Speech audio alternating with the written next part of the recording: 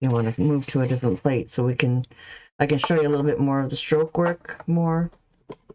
Okay, so we did play around with little bits of yellow and magenta together, and I played around with violet pansy or dioxazine purple and white together.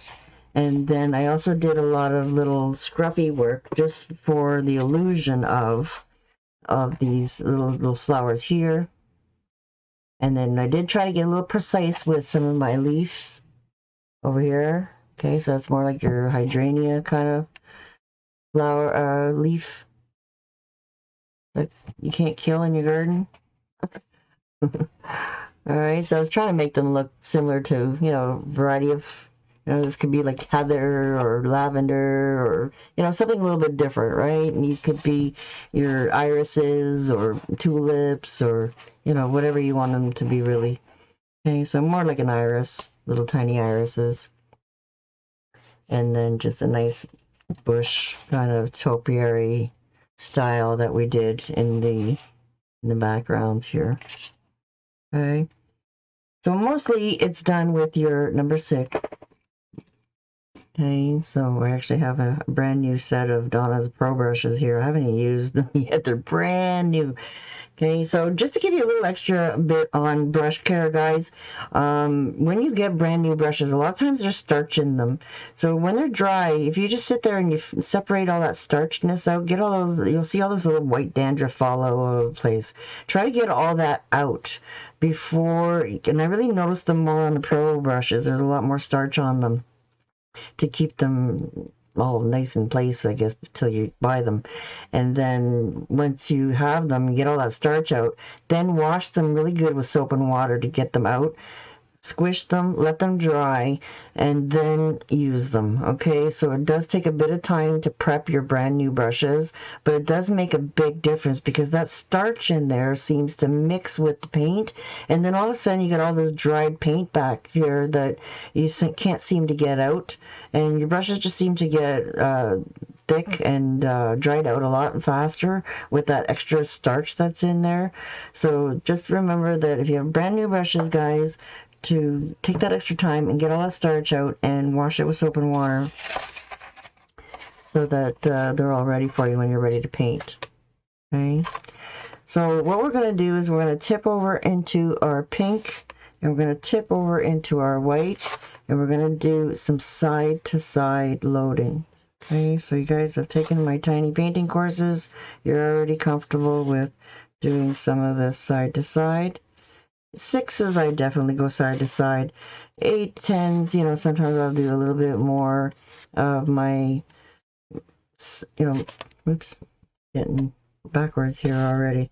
So just try to stay focused to your gradient, and if you mess up, just move over, start a new pile. Okay. Pop that into my palette so it doesn't move.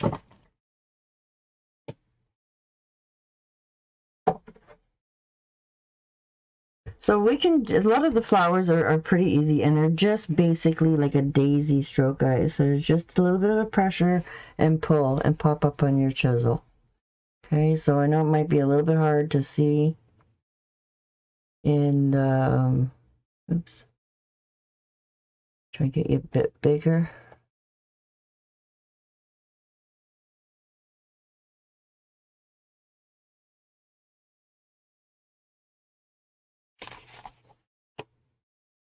Okay, so a lot of these little flowers that we did in the back window are just like little chisel kind of strokes. Okay, almost like your daisy strokes. And then I put some of those same similar style here because on the cart for sale, and this one here is already bought in somebody's window, right? It's growing bigger and happy, and the one that's for sale is maybe a little bit smaller, right? Because it's got to grow still in your yard. Okay, so it's all about bricklayering. Okay, so you might do 1, 2, and then you're gonna come and move down and doing your little bricklayering. Okay, and that's basically all it is for those little flowers. Okay, just touch, push down straight on your chisel and pop up. Okay, and then grabbing that fresh white every once in a while is really going to help to keep it nice and bright. Okay, add a tiny little bit of floating medium if you need it, especially on the cardstock. It's a lot drier. Okay, and just try to practice your little tiny little easy kind of chisel strokes.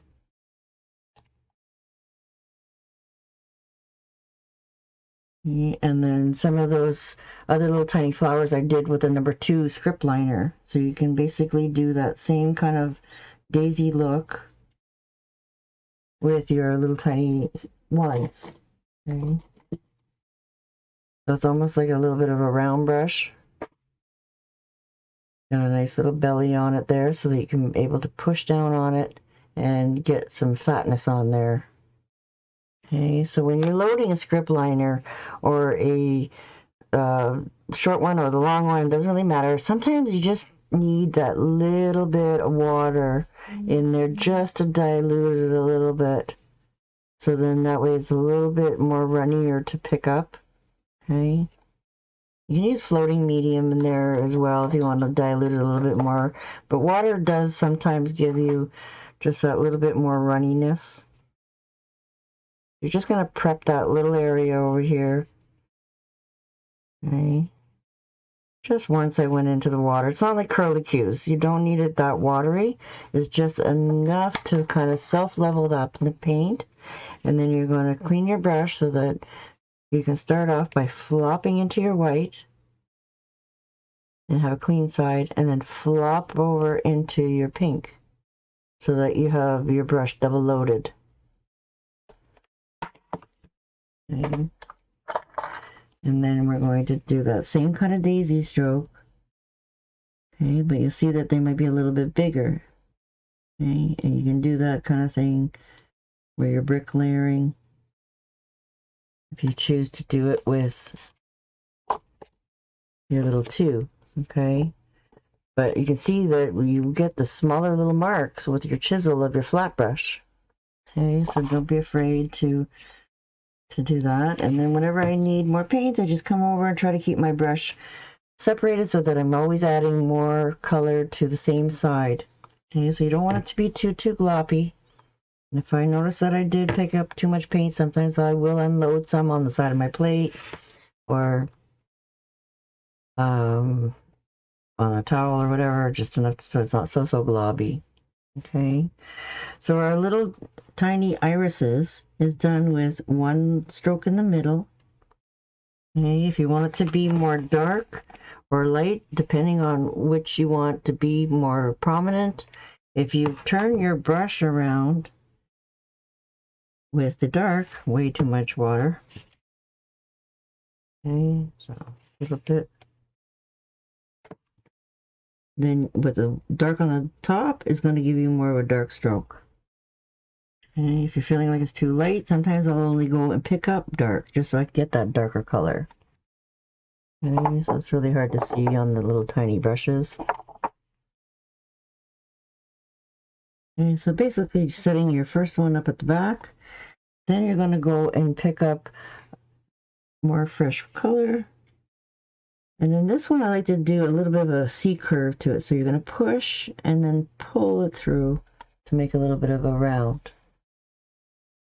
Then you're going to do the same thing over here and put it into the center. Then we have 2 strokes underneath that you're going to start at the bottom, press down, and then do like a little C curve coming up underneath.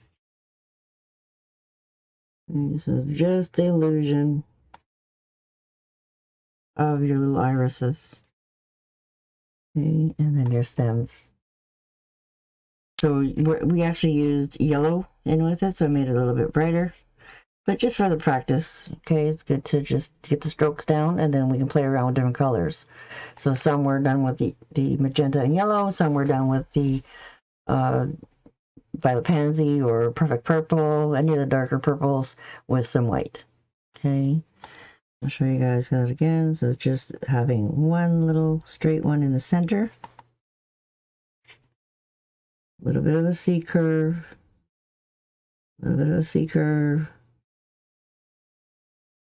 Okay, need more dark.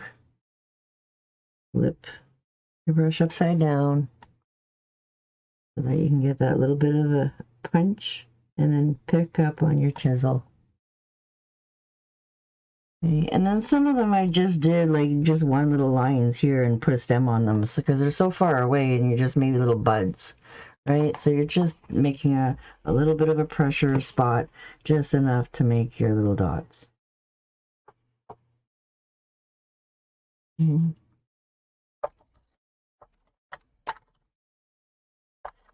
then with the tiny little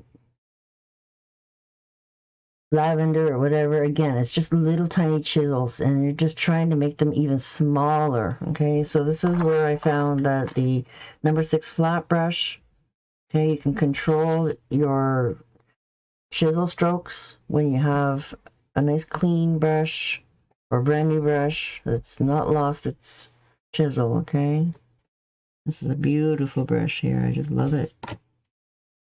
I'm like, oh, I don't need the Pro set. I've been working with the Value set for so long. It's a great set. I had one of my students actually bought me this set of brushes. I'm so grateful that she did because I was thinking of spoiling myself with one of these sets of the Pro signature ones. And I had played around with the other Pro brushes as well, but I do feel like they're not the same. They're totally different than the other Pro set.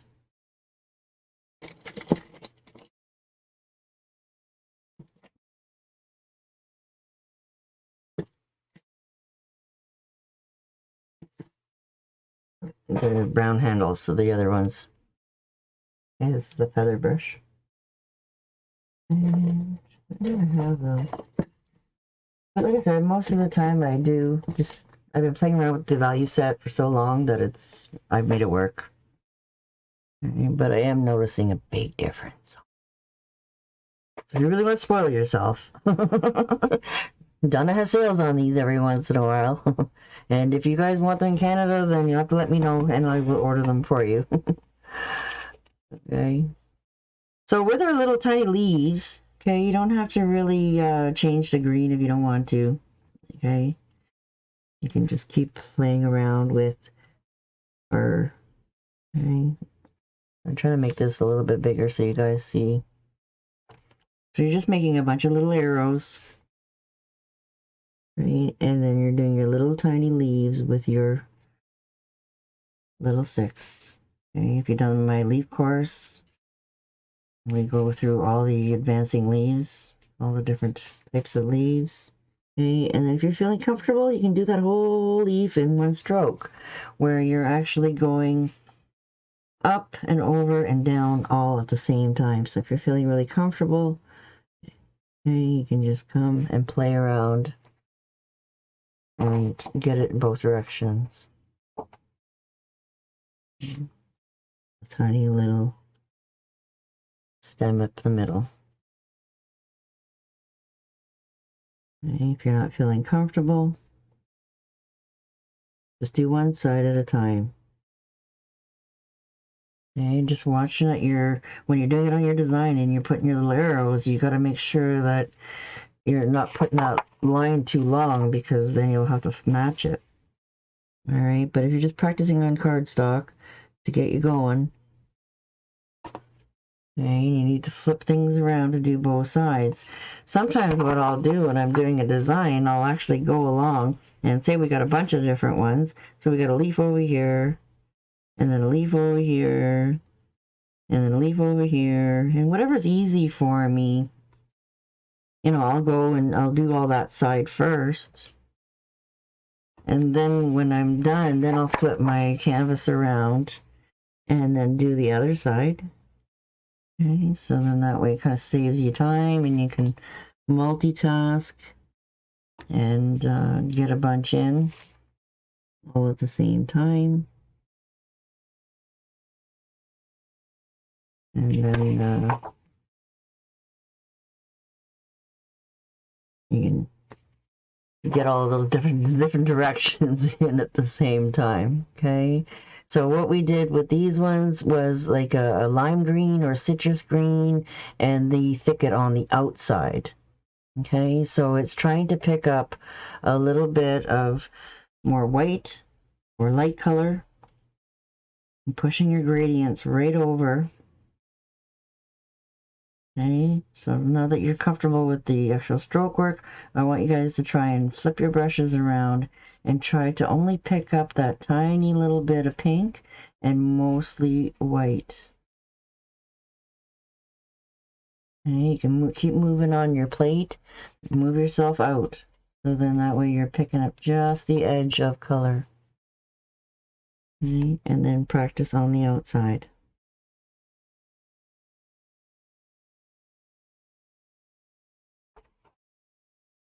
And again, you can flip it if it's easier for you to pull towards you.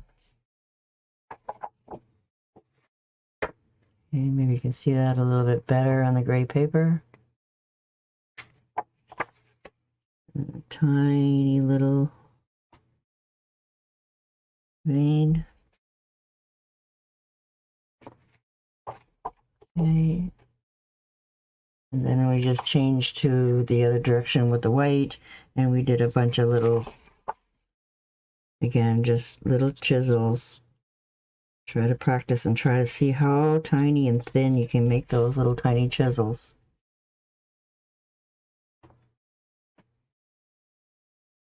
And you're just barely touching. God, I love this brush. I have never been able to get them that tiny and thin. I know it's a little bit grainy for you, maybe for this recording on Zoom, but I do have a backup recording going on that might be a little clearer for the recording on the site after. I always have to have backup now.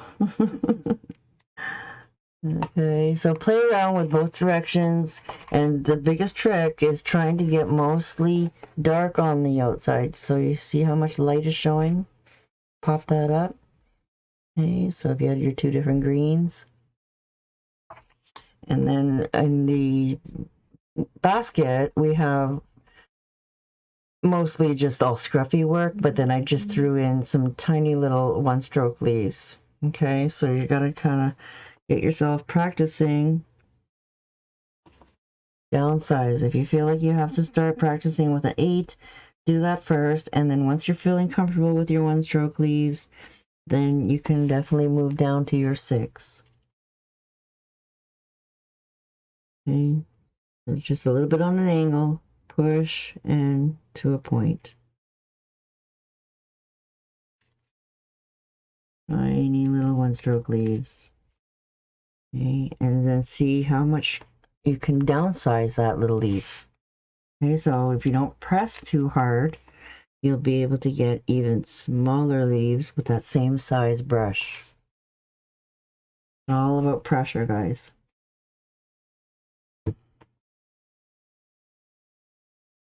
Okay, so she doesn't give us a number 2 in this pro set. So if you do have a number 2 in your value set, okay, you can also play around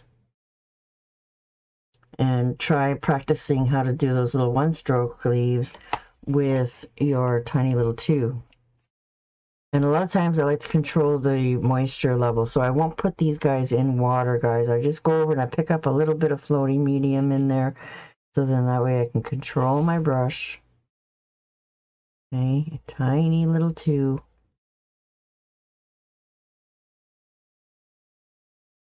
Okay, so if you feel like your one-stroke leaves are not getting small enough, then you can definitely try and downsize that to a number 2.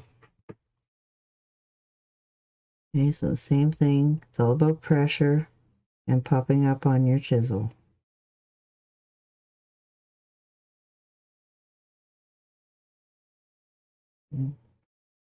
Press and pop. When you have a whole bunch of them all over the place, then You know, some of them can be lighter, some of them can be darker, so you don't really have to worry too much about your gradient.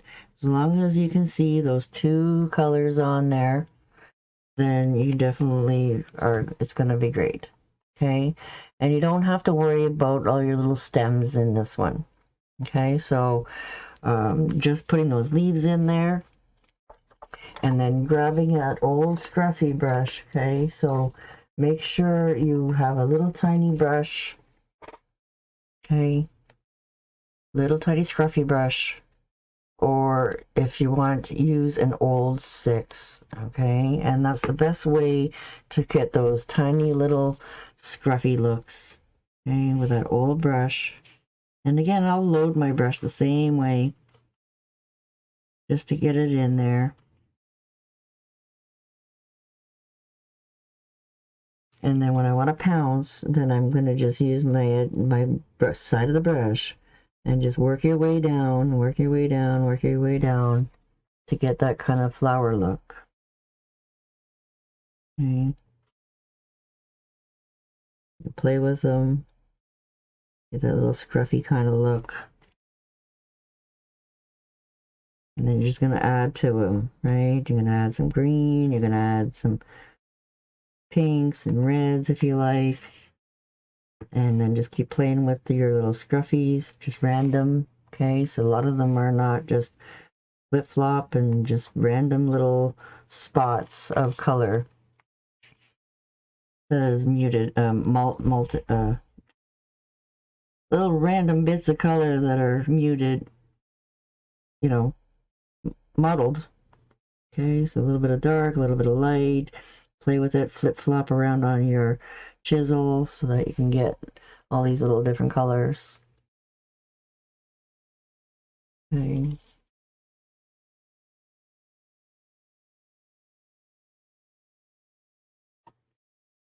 And yeah, that's basically it. I probably did use my small little scruffy brush for the flower pot circles. Okay. So when we're loading those, you want to make sure they're dry. Just to remind you guys. Okay. And then you're trying to make that smallest little circle at the top. So sometimes I'll just kind of play around with the edge of my brush. You see there's no white in there. And then I'll kind of go over to the side, use just the sides of it. Okay, just enough to get that first little ball really tiny. And you can always go in and highlight a little bit more too, guys. You're going to be playing with, you know, your yellows and different greens and dark greens. And then a lot of times I will go in after and then make a little bit more highlights just with this one color, another color, right? So I'll play around with the gist of it. And then this one is going to be easier, making sure that you have just lots of dark at your bottom. Okay, so you want those to actually be layered a little bit more on top of each other.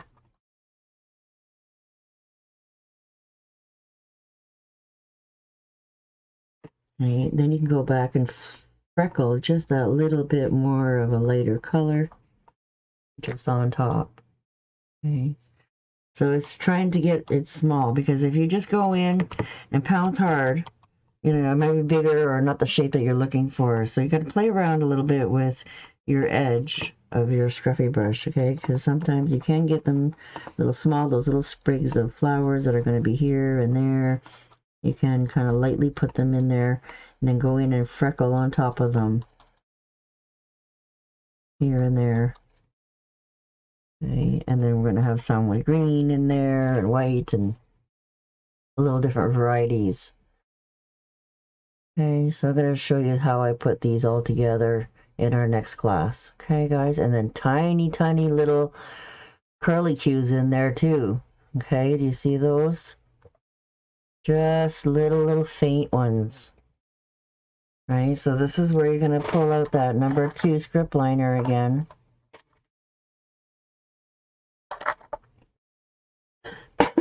Excuse me. And just dilute that One color is all I really did for that. Okay, dilute it just a little bit more than you did earlier for the flip-flop technique. Really squeegee your brush out, guys. And then I actually wipe it out on a towel. Okay, and then just that smallest amount. Okay, sometimes I'll test it even on my plate. Make sure that I don't have too much paint in there. Alright, so you're going to just do very light little movements, okay? So just to get comfortable. And then slowly work your way to adding those little tiny back curls here and there. Okay. And then just try, some of them are just like little loose, you know, straight ones. I didn't really do a lot of detail ones in there, so sometimes it's nice just to do that little soft S kind of motion, and then I'm going to come in and crisscross them. Okay, so that's a nice way of doing little curly cues as well. Okay, and just little random really soft lines. Okay, so it's just that little tiny bit, and making sure that you are diluted enough so that you're able to get those fine, fine, fine lines. And just with a sap green, I believe I used, and diluted. Okay, so we're going to be adding them on last. So that's basically all the little strokes that we're going to be playing with. And then a lot of it is, you know, our traditional one-stroke technique and just getting the right colors for the pots. You know, I used more browns for the wooden box, and then I used more of a Pablo for the ceramic pots.